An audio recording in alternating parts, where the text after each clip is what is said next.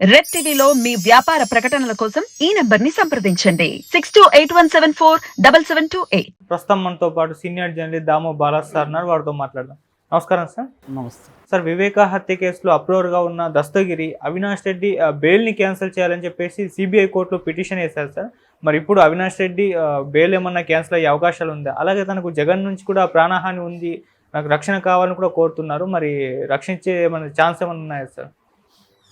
ఇప్పుడు ఈరోజు ఒక సెన్సేషనల్ ఇదని చెప్పాలి. కోర్టులో ఏంటంటే, నేను చాలాసార్లు చెప్పాను, వివేకానంద రెడ్డి హత్య కేసును ఒక పొలిటికల్ దీనిగా మార్చేసి ఇష్యూగా దాన్ని 2019లో జగన్ బ్రహ్మాండంగా ఉపయోగించుకున్నాడు. నారాసుర రక్త చరిత్రని బుక్ చేసి తెలుగుదేశం వాళ్ళే చంపించారని ఒక కథనాన్ని తీసుకెళ్ళాడు. దానికి దోహదం చేసే విధంగా సునీత నర్రెడ్డి, రాజశేఖర్ రెడ్డి భార్య నర్రెడ్డి సునీతారెడ్డి, ఆమె కూడా తెలుగుదేశం వాళ్ళే చంపారని ఆరోపించింది. దానివల్ల అప్పుడు ఎంతో కొంత మైలేజ్ అయితే జగన్కి జరిగింది. దాన్ని తెలుగుదేశం ఈసారి ఈ ఎలక్షన్లో తమకు అనుకూలంగా అదే హత్యను మలుచుకుందామని ప్లాన్ చేస్తుంది. ఎందుకంటే సిబిఐ ఇప్పటికి కూడా తేల్చట్లేదు, దాని మీద విచారణ ఇంకా ఫైనల్ కాలేదు. అట్లాగే అది బెయిల్ పిటిషను రద్దు చేయమని ఎవరిది, అవినాష్ రెడ్డిది, సుప్రీంకోర్టులో పెండింగ్లో ఉంది.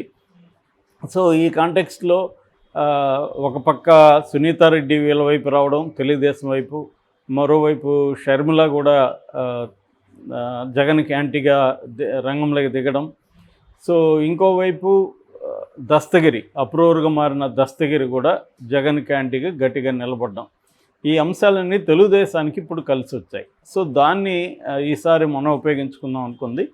అయితే చంద్రబాబు చాలా ప్రతి విషయంలో కూడా చాలా ప్లాన్డ్గా ఉంటాడు కాబట్టి అన్నీ డైరెక్ట్గా తను చేయకుండా మన శ్రావణ్ ద్వారా, అడ్వకేట్ ఉన్నారు కదా, ఆయన ద్వారా ఆయనకు ఒక పార్టీ ఉంది. అదేంటంటే జై భీమరావు భారత్ పార్టీ. ఆ పార్టీ ద్వారా దస్తగిరిని ఆ పార్టీలో జాయిన్ చేయించి ఇప్పుడు ఆయన్ని కంప్లీట్గా అడ్వకేట్గా పెట్టి ఒక స్టంట్కి తెరలేపారు. సో ఇప్పుడు జైలులో ఉంచి దస్తగిరిని బయటికి తీసుకురాగలిగారు. సో జైల్లో ఉన్నప్పుడు తనని చైతన్యారెడ్డి బెదిరించాడు అని చెప్తున్నాడు దస్తగిరి.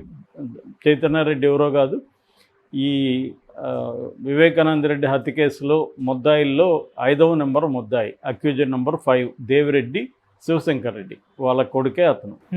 అతన్ని గురించి ఎందుకు చెప్పాడంటే, శివశంకర్ రెడ్డి బెయిల్ పిటిషను విచారణలో ఉంది, అందుకని వాళ్ళ కొడుకు నన్ను బెదిరిస్తున్నాడు, ఇతనికి కానీ బెయిల్ ఇస్తే నా ప్రాణాపాయం ఉందని చెప్పడానికి అది ట్రై చేశాడు. బట్ హైకోర్టు ఆయనకి బెయిల్, కండిషన్ బెయిల్ ఇచ్చింది. ఎవరికి? శివశంకర్ రెడ్డికి. సో ఇప్పుడు ఏం చేస్తున్నామంటే ఇంకొక కథనాన్ని బయట తీసుకొచ్చాడు. వాళ్ళ నాన్నకి ఒక యాక్సిడెంట్ జరిగితే దాన్ని హత్యా ప్రయత్నంగా చూపించి, సో ఇప్పుడు మా నాన్న మీద హత్యా ప్రయత్నం జరిగింది అని చెప్పి పిటిషన్ వేశాడు. సో ఇప్పుడు 3 రకాల పిటిషన్లు ఇక్కడ సిబిఐ కోర్టులో ఉన్నాయి. ఒకటి, ఇతన్ని ముద్దాయిగా కాకుండా సాక్షిగా పరిగణించాలి అనేది ఒక పిటిషన్. సో ఆల్రెడీ జడ శ్రావణ్ కుమార్ అతన్ని సాక్షి అనే మాట్లాడుతున్నాడు. నా సాక్షి, నా విట్నెస్, నా సాక్షి అని మాట్లాడుతున్నాడు. నిజానికి అది రాంగ్. కోర్టు ఇవ్వలేదు ఇంకా ఇప్పటి వరకు. అతనే నేనే హత్య చేశానని వీళ్ళతో కలిసి గొడ్డలతో ఎలా నరికాడంతా డీటెయిల్స్ చెప్తున్నాడు. అప్రూవర్గా మారాడు. కోర్టు అతన్ని సాక్షిగా పరిగణించవచ్చు అన్న వరకు కూడా అతను అప్రూవర్ ముద్దాయి తప్ప అతను సాక్షి అయితే కాడు. బట్ ఆయన సాక్షి అనే మాట్లాడుతున్నాడు. సో ఆ పిటిషన్ ఒకటి పెండింగ్లో ఉంది.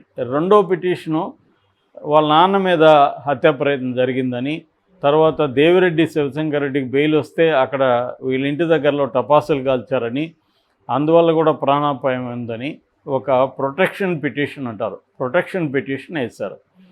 దాని తర్వాత ఇంకొక పిటిషన్ ఏంటంటే అవినాష్ రెడ్డి బెయిల్ని రద్దు చేయమని ఒక పిటిషన్ వేశారు. ఆల్రెడీ అవినాష్ రెడ్డి బెయిల్కి సంబంధించి సుప్రీంకోర్టులో సునీత పిటిషన్ పెండింగ్లో ఉంది. అది మరి ఎందుకనో సునీతనే దాన్ని డ్రాగ్ ఆన్ చేసుకుంటూ వస్తుంది. మేబీ ఎలక్షన్ ముందుకు తీసుకొద్దామన్నా ఏం తెలియదు, ఏదో ప్లాన్ అయితే ఉంది. ఎందుకంటే ఎప్పుడో ఇది చంద్రబాబు అరెస్టుకు ముందు వేసిన పిటిషను. ఇప్పటివరకు ఎందుకు ఆమె ముందుకెళ్ళలేదో తెలియదు. ఎందుకంటే వాళ్ళ అడ్వకేటే దాన్ని పోస్ట్పోన్ చేయించుకుంటూ వస్తున్నాడు, ఆయన లూథ్రా, సిద్ధార్థ లూథ్రా. కాబట్టి నాకు తెలిసి తెలుగుదేశం ప్లాన్ ఏంటంటే ఎలక్షన్ ముందు ఈ మళ్ళీ ఒక అవినాష్ రెడ్డి డ్రామాని ముందుకు తీసుకురావాలి. బెయిల్ రద్దయినా కాకపోయినా మీడియాలో అయితే పెద్ద చర్చ స్టార్ట్ అవుతుంది. సో అన్ని వైపుల నుంచి వివేకానంద రెడ్డి హత్య విషయాన్ని మళ్ళీ రంగంలోకి తీసుకొచ్చే విధంగా చాలా పకడ్బందీగా ప్లాన్ చేస్తున్నట్టు మనకు అర్థమవుతుంది. ఒక పక్క సునీత కానీ వాళ్ళ అమ్మ, ఆమె సౌభాగ్యమ్మ గారిని ఎలక్షన్లో డైరెక్ట్గా పోటీ చేస్తారంటున్నారు. వీలుంటే తెలుగుదేశంలో చేరతారు, లేదా ఇండిపెండెంట్గా పోటీ చేస్తే తెలుగుదేశం సపోర్ట్ చేస్తుంది. ఓకే. సో అది ఒకటి. రెండవది దస్తగిరి కూడా పోటీ చేస్తాడు. మూడవది ఈ బెయిల్ రద్దు మీద పిటిషన్లు వరుసగా వేసి ఈ కేసును మళ్ళీ కదిపి ఇటు కోర్టుల్లోనూ అటు ఫీల్డ్లోనూ కదపడం ద్వారా మళ్ళీ మీడియాలో వరుస కథనాలు స్టార్ట్ అవుతాయి. జగనే చేయించాడు, భారతిరెడ్డి చేయించింది, ఇలాగా. ఇప్పుడు అవినాష్ రెడ్డి కూడా, మన దస్తగిరి కూడా ఎవరి నుంచి తనకి ప్రాణాపాయం ఉందంటే జగను, అవినాష్ రెడ్డి, భారతిరెడ్డి, శివశంకర్ రెడ్డి, ఈ నలుగురు మీద పెట్టాడు. సో ఈ కథనాన్ని మళ్ళీ తీసుకురావడం, అవినాష్ రెడ్డిని లాగాలి, భారతిరెడ్డిని లాగాలి, జగన్ని రాగాలి. దీనివల్ల ఈ ఇష్యూని మళ్ళీ లైవ్ అవుతుంది. ఇప్పుడు మళ్ళీ దాన్ని వీలైనంత వరకు జగన్ క్యాంటీగా ఉపయోగించుకుందాం అన్న స్ట్రాటజీ మనకు కనబడుతుంది. ఆ స్ట్రాటజీలో భాగంగానే శ్రవణ్ కుమార్ రంగంలోకి దిగినట్టుగా మనకు అర్థమవుతుంది. సో ఈ 3 పిటిషన్లు విచారణ జరిగింది. 28కి కోర్టు వాయిదా వేసింది. సో 28కి ఒకవేళ కోర్టు కానీ పిటిషన్లు కొట్టేస్తే, అంటే నాకు తెలిసి కొట్టేస్తుంది. ఎందుకంటే బెయిల్ పిటిషన్ ఆల్రెడీ రద్దు పిటిషన్ సుప్రీంకోర్టులో ఉన్నప్పుడు ఇక్కడ కింది కోర్టు దాని మీద ఇప్పుడేం చర్య తీసుకోదు. సో అప్పుడేం చేస్తాడు శ్రవణ్ కుమార్, హైకోర్టుకి వెళ్తాడు. మళ్ళీ చర్చ నడుస్తుంది. వాళ్ళకి కావాల్సిన చర్చ తప్ప ఈ పిటిషన్లు ఏదో అయిపోతాయని కాదు. వాళ్ళకి ఆల్రెడీ దస్తగిరికి 5 మంది సెక్యూరిటీ ఉన్నారు. మళ్ళీ ఎందుకు ప్రొటెక్షన్ వేసినాడు ఇక్కడ అంటే? ఇదంతా ఏంటంటే చర్చ లేవదీయాలి. మళ్ళీ దీన్ని కోర్టులో ఏదో ఒకటి చేస్తూ ఉంటే మీడియాలో చర్చించడానికి, దీని మీద డిబేట్లు పెట్టడానికి బాగుంటుంది. ఇది ఎలక్షన్ టైంలో ఇష్యూని లైవ్గా మళ్ళీ తీసుకొచ్చి చేయాలి. దీనికి కౌంటర్గా అవతల వైపు నుంచి ముద్దాయిల వైపు నుంచి ఒక పిటిషన్ వేశారు. అదేంటంటే మీడియా ట్రయల్స్ ఎక్కువ చేస్తున్నారు, దాన్ని ఆపమని. బట్ కోర్టు ఏం చెప్పిందంటే మీడియాని మేము కంట్రోల్ చేయలేము, మేము ఆదేశించలేము అని ఆ పిటిషన్ కొట్టేసింది. సో ఇక్కడ క్లియర్గా మనకు కనబడేది ఏమంటే మల్టీ ప్రోంగడ్ అప్రోచ్ అంటారు. చంద్రబాబు మల్టీ ప్రోంగడ్ అప్రోచ్లో వెళ్తున్నారు.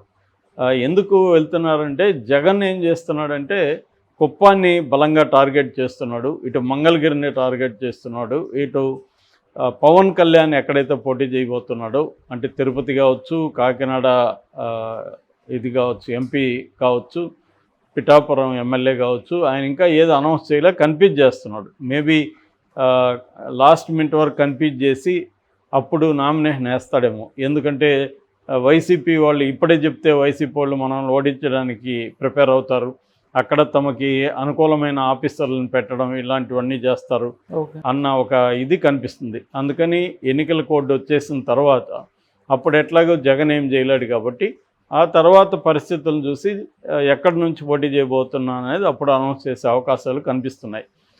సో ఏదేమైనా జగన్ ఈ ముగ్గురిని టార్గెట్ చేస్తున్నట్టు కాబట్టి చంద్రబాబు 2 ప్రయోజనాలతో ఈ వివేకానంద రెడ్డి హత్యను తీసుకొస్తున్నాడు. ఒకటి, కడపలో పులివెందల్లో టార్గెట్ చేయడం. పులివెందల్లో జగన్ ఓడించలేకపోయినా జగన్ మెజారిటీ తగ్గిస్తే కూడా అది ఇట్ విల్ బి సక్సెస్ అనమాట. అది నెంబర్ 1. నెంబర్ 2, అవినాష్ రెడ్డిని దెబ్బకొట్టడం. పులివెందల్లో కడప ఎంపీగా అవినాష్ రెడ్డి పోటీ చేయబోతున్నాడు. తనకి యాంటీగా సౌభాగ్యమ్మను కానీ సునీత రెడ్డిని కానీ దింపడం వల్ల ఆ ఫ్యామిలీలో ఒక సింపతి క్రియేట్ చేయడం. అంటే మా నాన్న చనిపోయినాడని సునీత రెడ్డి, నా హస్బెండ్ చంపేశారని ఆమె, వీళ్ళిద్దరూ జనాల్లో అంటే ప్రజా కోర్టులోనే తేల్చుకుందామని సునీత రెడ్డి కూడా అనింది. ఓపెన్గానే జగన్ని ఓడించానని కూడా పిలిపించింది. సో కడప అండ్ పులివెందుల, దాని తర్వాత ఇది స్టేట్ వైడ్ కూడా ఇది తమకు అనుకూలంగా ఉపయోగపడుతుంది అనేది చంద్రబాబు వ్యూహము. మరి ఇది ఎంతవరకు ఆయనకి హెల్ప్ అవుతుందనేది చూడాలి.